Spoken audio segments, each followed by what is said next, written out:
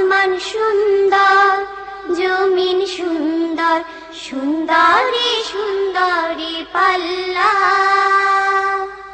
জানি না কত সুন্দর তুমি আল্লাহ।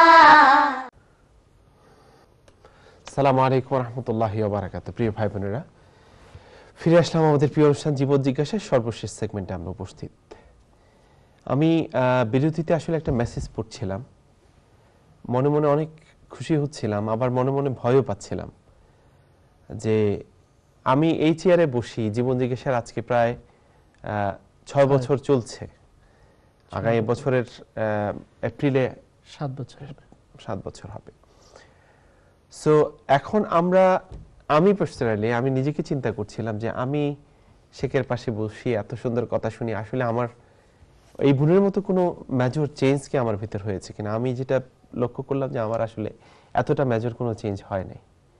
তো এই জন্য আমি এটা কোনো বলার জন্য না, সত্যিকারের ফিলিংসটা বলছি। এবং আমি যে আল্লাহ যদি এরকম বলেন যে তোমার এই প্রোগ্রাম থেকে মানুষ এতটুকু চেঞ্জ হয়েছে, তোমার কোনো চেঞ্জ নাই কেন, এরকম পাকড়াও হয়ে যেতে পারি। এনিওয়ে, বোনের মেসেজটা পড়ছি। বোন বলছেন যে প্লিজ আমার মেসেজটা পড়বেন। আমার মেসেজ লেখার একমাত্র উদ্দেশ্য আপনাদেরকে ধন্যবাদ দেওয়ার জন্য। আপনাদের প্রোগ্রামের মাধ্যমে আমি এক নতুন জীবন পেয়েছি। আমি 2 বছর হলো ইংল্যান্ডে এসেছি। লাস্ট 1 বছর ধরে আপনাদের প্রোগ্রাম দেখি। দেখার পর মানুষের অনেক প্রশ্ন আর শেখের আনসারের মাধ্যমে জীবনের সব কিছুর আনসার জানতে পারছি। তারপর থেকে এগুলো মেনে চলার চেষ্টা করছি। আগে আমি নামাজ পড়তাম না, ঠিকমতো রোজা রাখতাম না, কোরআন পড়তাম না, পর্দা করতাম না। ইনশাআল্লাহ এখন আমি এগুলো সব করি। মাশাআল্লাহ। নামাজ, রোজা, নতুন করে কোরআন শিখেছি এবং ডেইলি পড়ার চেষ্টা করি, পর্দা করি, হালাল হারাম মেনে চলার চেষ্টা করি এবং আমার হাজবেন্ডকেও চেঞ্জ করার চেষ্টা করছি। সে আগে নামাজ পড়তো না, এখন পড়ে। ফোনে এত কিছু বলতে পারবো না, তাই মেসেজ দিলাম। আল্লাহ আপনাদের অনেক ভালো করুক। আমি সব সময় আপনাদের জন্য দোয়া করি। আল্লাহ আপনাদের অনেক বেশি হায়াত দিন। আমিন।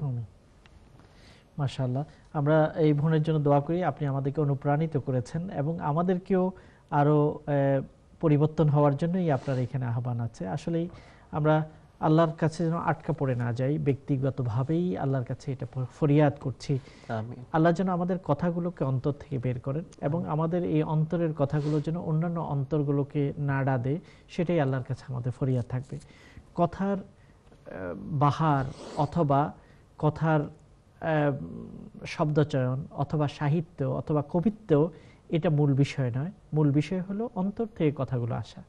অন্তর যখন অন্তর কাছে আহ্বান করে তখন নিশ্চয়ই অন্য অন্তরের মধ্যে সেটার প্রভাব বিস্তার হয় এবং অন্য অন্তরের দরজাগুলো খুলে যায়।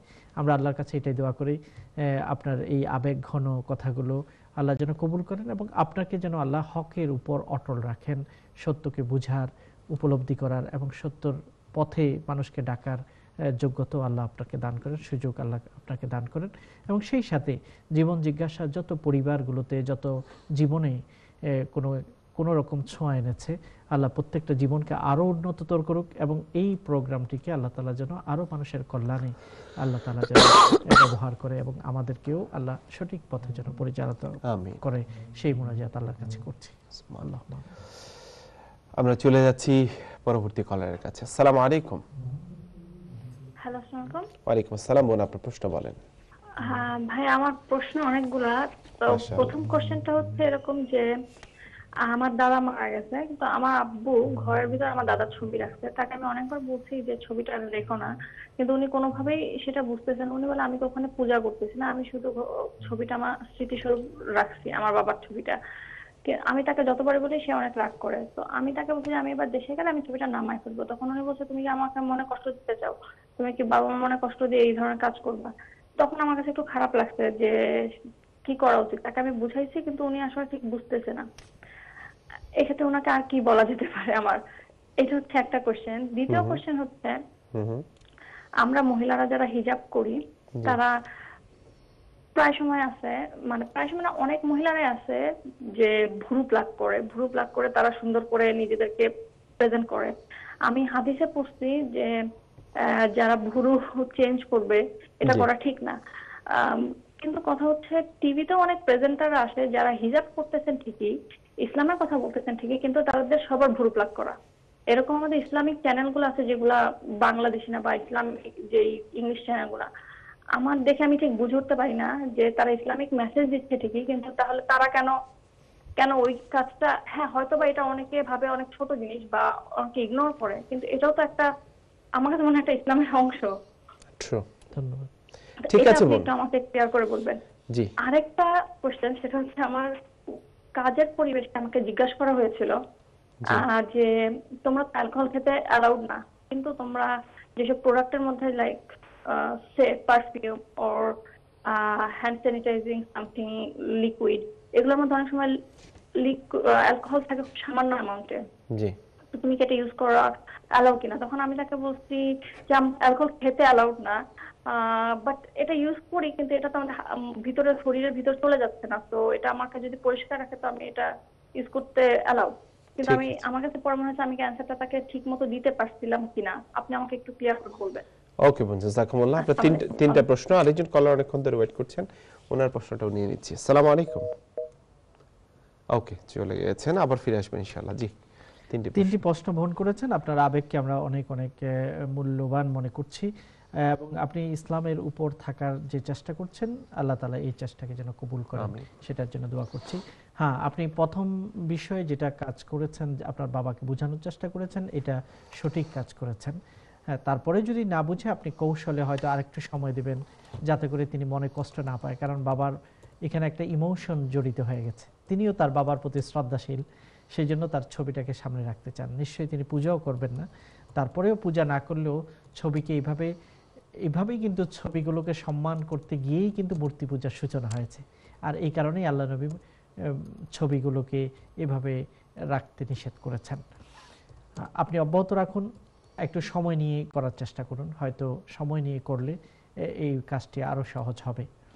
দ্বিতীয় প্রশ্নটি আপনি করেছেন যে ভ্রু চেঞ্জ করা বা প্লাক করা, এটা জায়েজ নেই, এটাতে কোনো সন্দেহ নেই, কারণ এটা সরাসরি মুতানাম্মিসা শব্দটি ব্যবহার হয়েছে।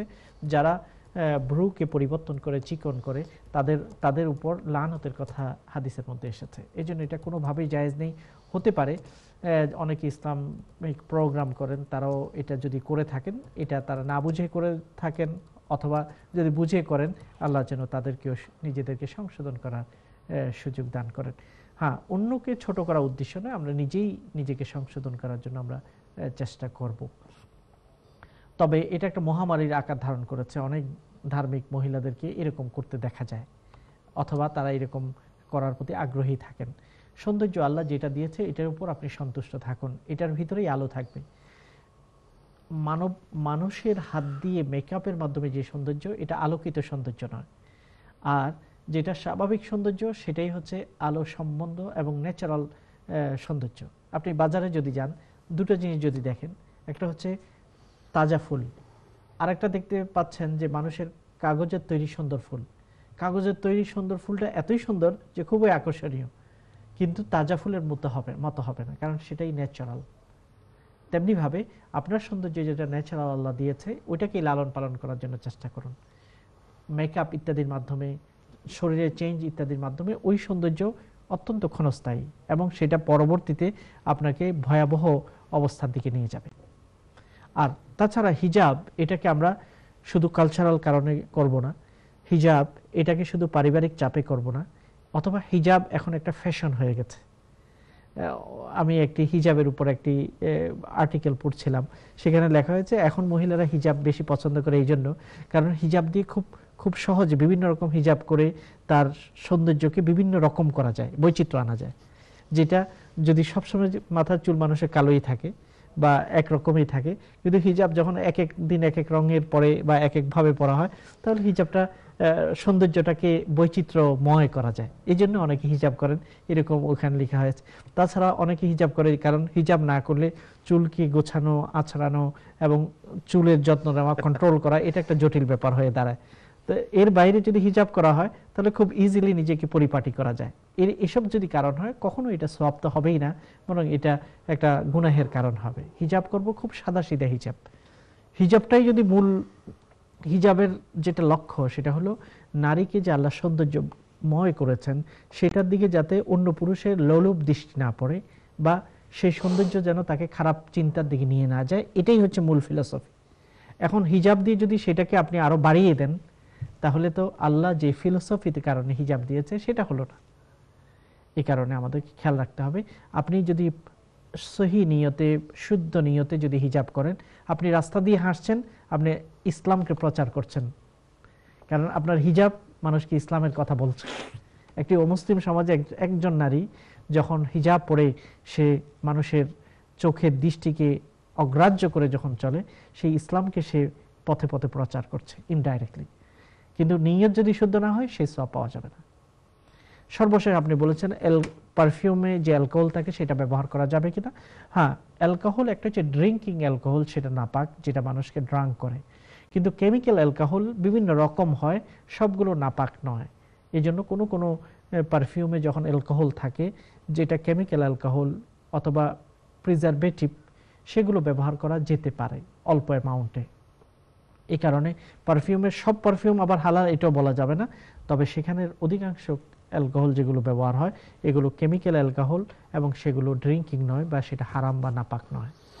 ধন্যবাদ। জাযাকুমুল্লাহ। আমাদের কলারের কাছে চলে যেতে হচ্ছে। আসসালামু আলাইকুম। জি, ওয়ালাইকুম আসসালাম। জীবনে আপনার প্রশ্ন? স্টুডেন্টের কথা বলছি। জি, কথা বলছেন। জি ভাইয়া, আমার একটা প্রশ্ন হলো জি, যে আমরা তো এখন মানে বিভিন্ন দেশে যারা ইমিগ্রেট আসছি, তো আমাদের যারা মহিলারা এখন নিকাব করতেছি, তাদের একটু সমস্যা হচ্ছে যে কোন কোন দেশে আইন হচ্ছে নিকাব করা যাবে, কখনো বলতেছে না যাবে না। তো আবার আমরা বাইরে যখন বের হই যারা নিকাব করে তাদেরকে তখন হয়তো একটু অন্য চোখে তাকানো হচ্ছে। এখন দেখা যাচ্ছে যখন কোন দেশে আইন হয় যে না এখানে নিকাব করা যাবে না, জি, আমরা কি করব? আমরা কি আসলে ওখানে নিকাবটা খুলে ফেলবো নাকি ওই দেশটা ছেড়ে দিব? আমরা আসলে কিভাবে চলবো? আপনি কি ইংল্যান্ড থেকে ফোন করছেন না অন্য আমি ইউরোপীয়? ইংল্যান্ড থেকে ফোন করছি, কিন্তু আসলে আমি ইতালিতে ছিলাম এবং হয়তো ইতালিতে আমার অনেক যারা বোনরা আছে তারা হয়তো এই প্রবলেমটাতে পড়তেছে। ঠিক আছে, হ্যাঁ, সেজন্যই তাদের পক্ষ থেকে আমার একটা প্রশ্ন, ঠিক আছে, আমরা কি করব এখন? ঠিক আছে, ধন্যবাদ। ওকে, আসসালামু আলাইকুম। ওয়ালাইকুম আসসালাম ওয়া রাহমাতুল্লাহি ওয়া বারাকাতুহু। মাশাআল্লাহ, এটা একটা সংগ্রাম। আমাদের মা বোনরা বিভিন্ন জায়গায় যারা নিকাব পড়ছেন অর্থাৎ চেহারাকে আবৃত করছেন, তারা একটা ভালো কাজ করছেন, কারণ চেহারার দিকেই মানুষের দৃষ্টি যায়। এবং একটু আগেই যেটা আমরা আলোচনা করলাম, হিজাবের মূল ফিলোসফি যে ওয়ালা ইউবেদিনা যিনাতাহুন্না, মহিলারা তারা যেন তাদের সৌন্দর্যকে প্রকাশ না করে। সৌন্দর্যের মূল জায়গা হচ্ছে চেহারা, এই জন্য অনেক স্কলার দৃষ্টিতে সেটাকে ঢেকে রাখা উচিত। যদিও এখানে তিনটা আর্গুমেন্ট আছে ইসলামিক স্কলারদের মধ্যে। একটা হচ্ছে অনেকে বলছেন যে হিজাবের বিধান ইসলামে নেই, এরকম একটা মতামত আছে। আরেকটি হলো না, হিজাব ফরজ, হিজাব যেমন ফরজ নিকাবও ফরজ, এরকম আরেকটি মতামত আছে। তৃতীয় আরেকটি মতামত ডক্টর ইউসুফ করদাই বলেছেন নিকাব ফরজ না, তবে এটা সুন্নাহ অথবা এটা হচ্ছে তাকওয়া। আমরা যদি মধ্যপন্থাটা অবলম্বন করি, এটা যদি তাকওয়া ধরি, যেসব মা বোনরা এই তাকওয়ার উপর আমল করার চেষ্টা করছেন, তারা গুরুত্বপূর্ণ একটি সংগ্রাম করছেন। তবে অবশ্যই খেয়াল রাখতে হবে, যেহেতু আমরা নন মুসলিম সোসাইটিতে বাস করি, যাতে আমাদের সিকিউরিটির কোনো প্রবলেম না হয়, যে নিকাব করার কারণে যেন আমরা অত্যাচারের শিকার না হই, অথবা নিকাব পরার কারণে আশেপাশের লোকরা যেন সন্দেহের দৃষ্টিতে আমাদের দিকে না তাকায়। বিশেষত মুসলিম নন মুসলিম প্রধান এরিয়াগুলোতে হাঁটার সময় নিকাবের ব্যাপারে সেখানে খুবই সতর্ক থাকা উচিত, কারণ নিজের সম্মান এবং নিজের নিরাপত্তা বোধটি এটাও বজায় রাখাটা ফরজ। এই বিষয়গুলোকে আমাদেরকে খেয়াল রাখতে হবে।